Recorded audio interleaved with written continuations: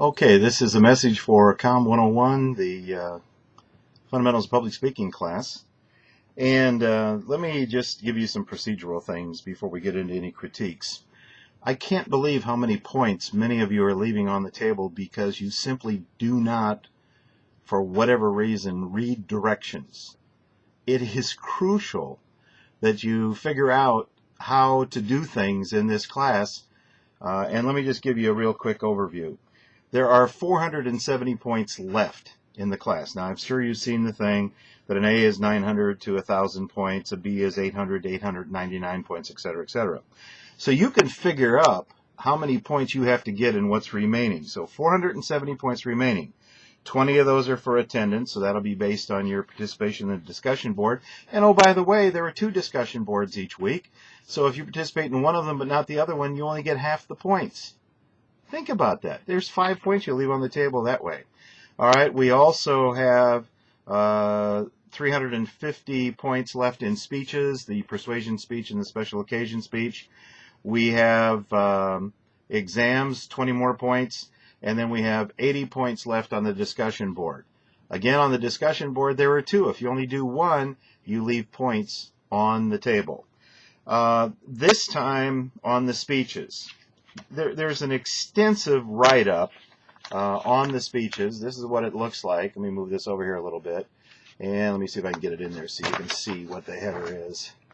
All right, see what it says? Speech 3, the informative speech. It's got all kinds of directions there and everything to tell you what you need to do, delivery method. It's all there, and I am constantly amazed. Number 1, sources. It required sources in the speech. And a lot of you put the sources in your outline. Some of you didn't even do that. And very few of you actually used the sources in the speech. In a speech, when you are giving a source, you must say, for instance, if you're giving a line like there are 10 fatalities in auto accidents in Indiana every week, all right, if that would be followed by someone like me saying, based on what, or who says, or where'd you get that number? Understand? So, if you don't source it, you're hurting yourself.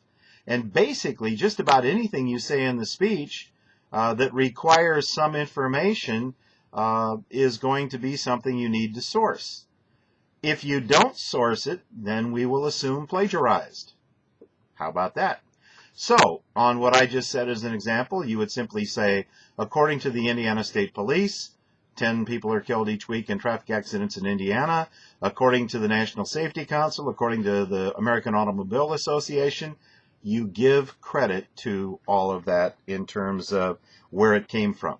Now, the other thing was, right here it says visual aid. At least one visual aid is required for this speech.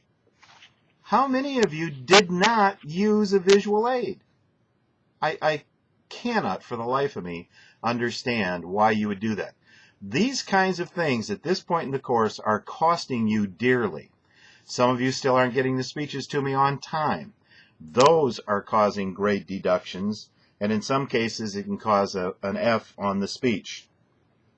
Please read the directions, 5 to 8 minutes. I don't count the time it takes you to introduce your audience. And I don't count the time after you finish speaking before the camera gets turned off.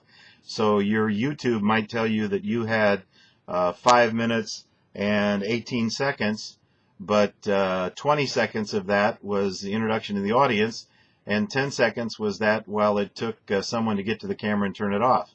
That's not a 5-minute speech anymore. You have then come up short. Some people went too long this time on their speeches. All of these things are contributing to why you are not getting a very good grade on your speeches. I have begged people to move the camera closer to them. I have said on multiple occasions, the audience needs to walk in front of the camera after you get the camera shot that you need, essentially an inch or 2 above the head and a bust shot. I'm a little bit higher than I'd like you to be. All right? And what do? You show me the back of people's heads. The audience has to be 13 years of age or older. Some of you are not showing me people that I believe are 13 or older, and some of you show me an audience so fast I can't even tell if they're live or mannequins. All right. What else? Well, a lot of you are not talking to me. A lot of you are still boring the dickens out of me. A lot of you are still playing with your hair. You're swaying back and forth, all kinds of things. Let me go back to the camera for a second. If you set the camera 100 yards away, you can zoom to this shot. But the microphone is still on the camera way back there. And so I've got a lot of problems with people who are in big rooms, which the camera is so far away and the microphone is so far away from you, I'm getting an echo. Makes it even harder to understand. We've got some people in the class for whom English is a second language. You put yourself in an echoey room, you put the camera on the far side of the room with the microphone. I am having a dickens of a time understanding you.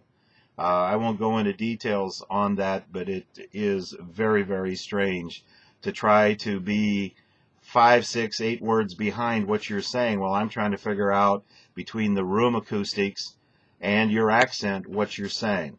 You've got to do the things that'll help you do better in this class. The big speeches are coming. The persuasive speech is huge.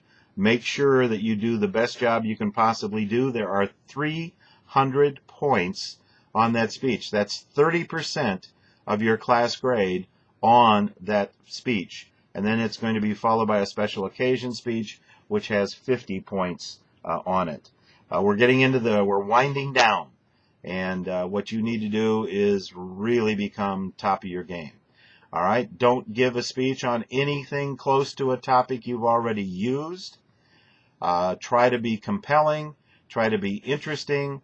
Remember, in a persuasion speech, a certain number of the people in your audience are not going to change their opinion.